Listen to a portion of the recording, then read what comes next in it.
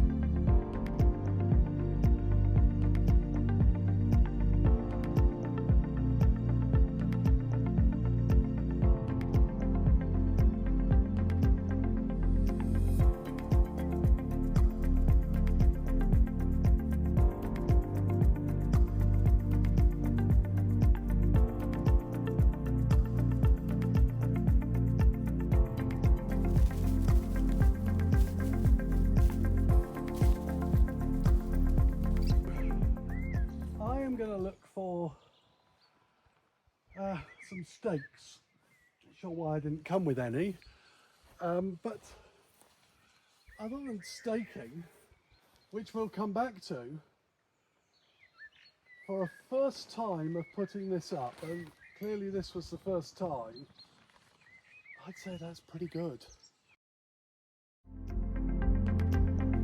Well, that's not perfect.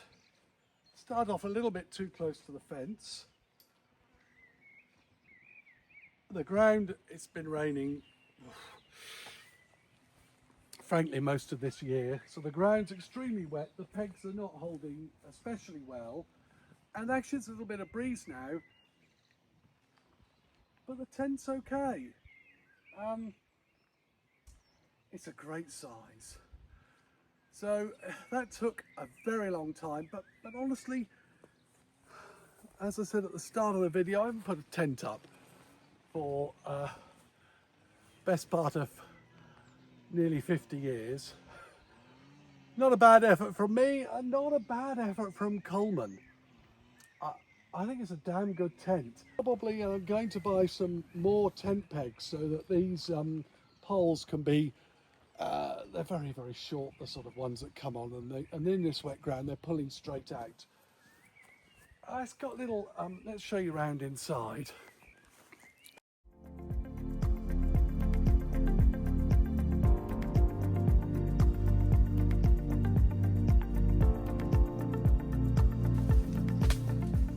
Oh, how's that for comfort? Let's have a go. Wow. Got my little light hanging above.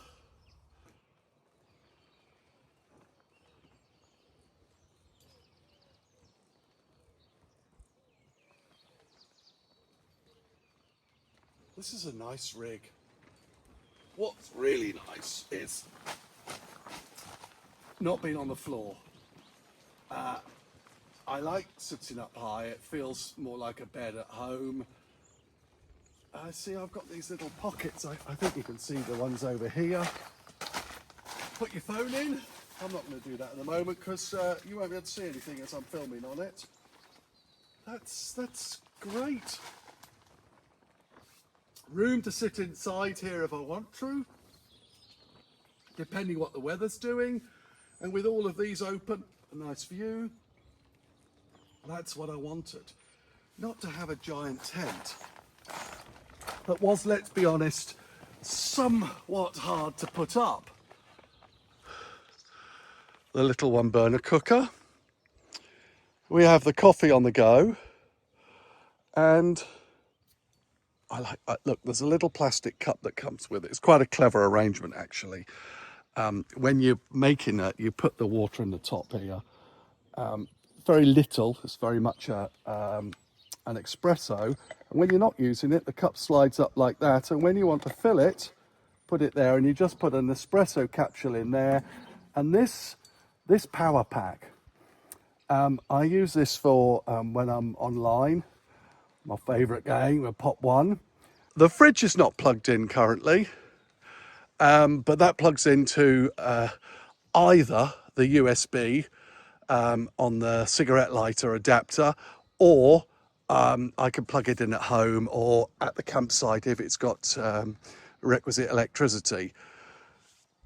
All of that fits quite comfortably, as you saw at the start of the video, with the seat folded up, not removed. That's quite useful. It's a bloody heavy seat to take in and out of the car. I did an earlier video taking it out of the car.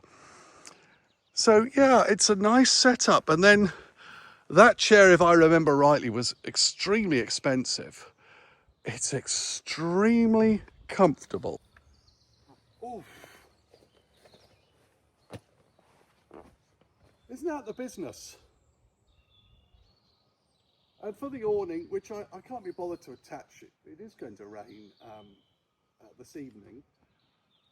But I can attach the one end of it. It's got rings and lashings, and I've got poles, which I already had here. Otherwise you'd need to buy some poles. You can buy those separately for it, but I knew I had some. And I could just put an awning here, so I can sit here if I want some shade in summertime. Frankly, if it's raining, I'll just do everything inside. I won't bother with the whole awning setup. And I've got a little table in the garage, very small table, that I can put inside the tent, do my cooking on, and you're sitting here looking out, listening to the birds. Really, what is not to like? That is a very economical holiday. And our plan, now it won't be in the Wrangler, unfortunately, and we love this car, as you might have gathered from the videos. Lizelle and I are selling the Wrangler, our boat, our beautiful home, classic Range Rover, Porsche Targa, and my gorgeous, this is the hard one, Jaguar XJS, because we are relocating to Australia, and all of that goes into the land and build fund. We're going to go to New South Wales, an area near Bellingen. Lizelle is Australian, so I'm extremely lucky. Well, in more ways than one, of course.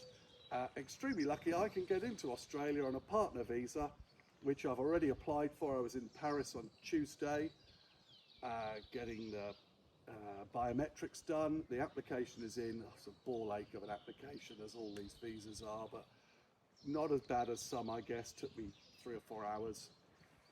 Plough through, find the paperwork, upload, answer all the myriad questions, understand why. We won't know the result of that for they talk about 10 to 18 months. Hopefully it'll be closer to 10, not 18. But in the meantime, we're selling everything. And part of the reason for the camping, we want to go to the Arctic Circle.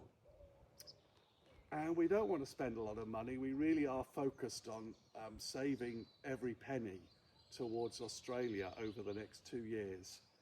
It's a pretty big move.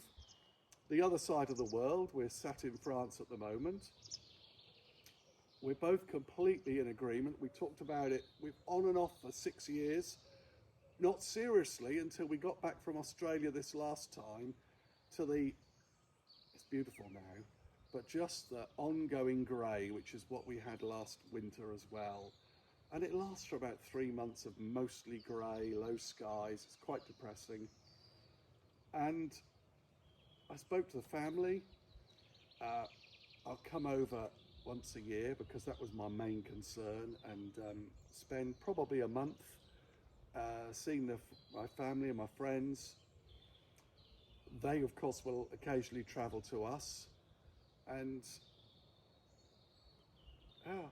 we are nervous but excited. So, the replacement for this is an Audi A7 Quattro 3-litre diesel, the bi-turbo. It just had the spec we wanted. It's a 2014 car, high miles, comprehensive service history, and a little bit over the odds from the dealer, but he's taking this in part exchange, giving me a very decent price for it, and it's a really good example. For us, that's our one car now for the next 2 years, so all the others are going to go. It's a great long distance car. It will also be the car that takes us to Norway. It's 4-wheel drive, so it's fine for winter, etc. And then when we sell it, the depreciation will be small, the running costs will be small. In the end, we just decided with the Jeep, the depreciation's tiny on the Jeep. It's a great car, but on long runs, and when we've only got one car for long runs, we wanted something more comfortable. That is the one area I'd say the Jeep is not strong. It's fantastic as a local car. It's playful, it's fun, it looks great. We adore it, and we'll miss it. Not quite as much as I adore the XJS, and I suspect not quite as much as I will miss the XJS. But the big picture is focus on Australia, and I've always believed in life, if you really want something, you have to put everything you are and all your focus onto achieving it.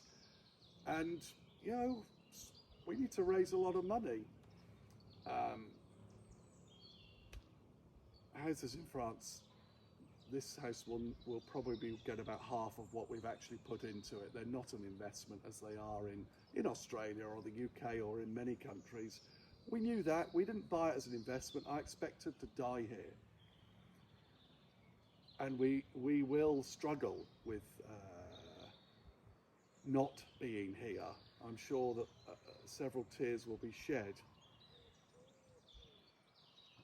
But waking up in Bellingen, which is where we want to go in New South Wales, listening to the whipbirds and nature there, going for brekkie, as the Aussies call it, in town, walking on the beach, which is 15 minutes away, these beautiful beaches, that'll be a lot of compensation. Anyway, that's enough rattling on. Time to take the tent down, I think.